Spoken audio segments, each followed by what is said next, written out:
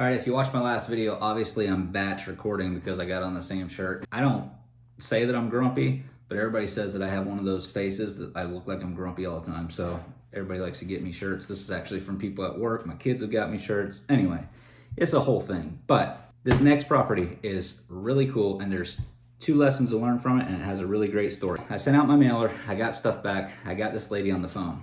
We came up with a price she was willing to sell, and she was willing to sell her property for $4,515. All right, then we had $753.98 in closing costs and some other stuff. My total all-in money was $5,315.80. Here's where it's really interesting. So once we agreed on a price, she signed the contract. I called her to let her know it was going to the title company, and then I said, hey, tell me the story on this property, because this lady had purchased this property. It was in a gated community. Inside of the gated community, they had a movie theater, a gym, 2 pools, real nice area, a couple lakes, a couple real great sunset, and it was just gorgeous in there. The problem was there were barely any houses. It was just a bunch of lots. So the neighborhood had been built up by the builder, and all the lots had mostly been sold, but there were no houses. So I said, tell me the story on this property, because you're giving it to me for a fire sale.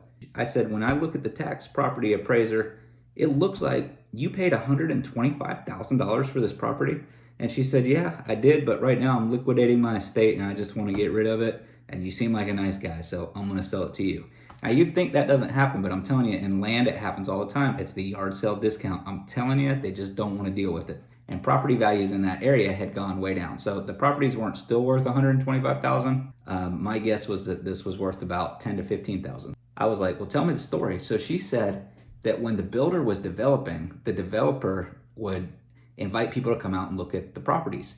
And this was in Central Florida. And so they set up these sightings, or these to view the properties, right when the sun was going down. And she said she gets there, and of course, all the lots look the same. It's just grass by a road because there's no houses. And she said that there was a helicopter, and the developer, they showed her the movie theater, they showed her the gym, they showed her the pool. They talked about, having her grandkids out and all this kind of stuff. And then they said, let me show you something else. So they took her to the helicopter, and they flew her up in the helicopter. And then she said the pilot swung around, and when they swung around, you could see the Epcot ball, the Disney Epcot. There's a big silver ball, if you've ever seen that. You could see it off in the distance. And it was just like they were creating all this like emotion around it. And so she was like, that was the sales pitch. Because when I got there, I was like, oh, I got to get this property. We're so close to Disney World. We're so close to all this. So she buys the property. That was interesting enough. I was looking at all these lots that were for sale in this area because I didn't know it when I mailed them that they had sold for that much. And I don't have that much money to buy stuff. So really my offer to her was $4,500 because that's all I had. I didn't have $10,000, $15,000, $20,000 for this property. I asked her, can I ask you a question? Like, what were you buying property for? It turns out this lady had a lot of property. She was liquidating a lot of it. Most of it was out of state, and but she wasn't going to sell it all that cheap. So that was the only property I bought from her. But I asked her, I said, how did you come across so much property? So she started telling me her family history, and she had like a great-great-great-grandfather or something that was friends with Cornelius Vanderbilt. He was the guy that built all the railroads all across the country. When he built the railroads, he would have to go in and buy up the pieces of land that the railroad's gonna be on. And then he didn't want all the land. And sometimes, he might only need a sliver of the land, but he might have to buy 3 acres in order to put the railroad on it. So he would have it rezoned or whatever and cut off the rest, and he would sell it.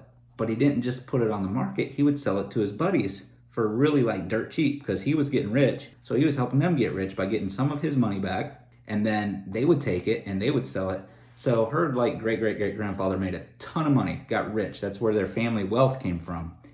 And she said most of it is gone because then I think it was her uncle or her grandfather, ended up just being an alcoholic, and she said he drank all the money away. But he would just burn through the money. He was a gambler, he was a drinker, and he just burned through a bunch of it.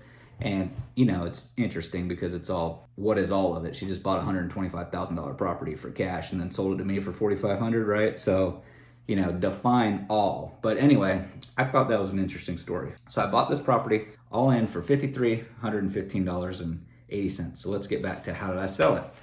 Again, this is going back to the video I had before. I sent letters to all the neighbors. Now, this particular property in that big neighborhood just happened to have, it was an empty lot and it had a house on one side. So the lot next door was a house and the lot over here was another empty lot, but it still had an owner. So I sent this person a letter and I sent this person a letter and said, hey, I got this property.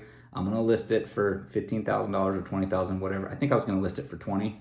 I said, but I would really like to just sell it fast. So the guy with the house called me because he's like, hey, I would really like to double the size of my yard. That would be fantastic. But I don't have $20,000. So we got to talking and he said he could come up with $12,000 cash for a quick sale. So I said, cha-ching, absolutely, I'll take it. So I sold it to the neighbor for, let me make sure I got my numbers right. I sold it to him for $12,300 and it looks like I paid the closing costs on it too, which was $678.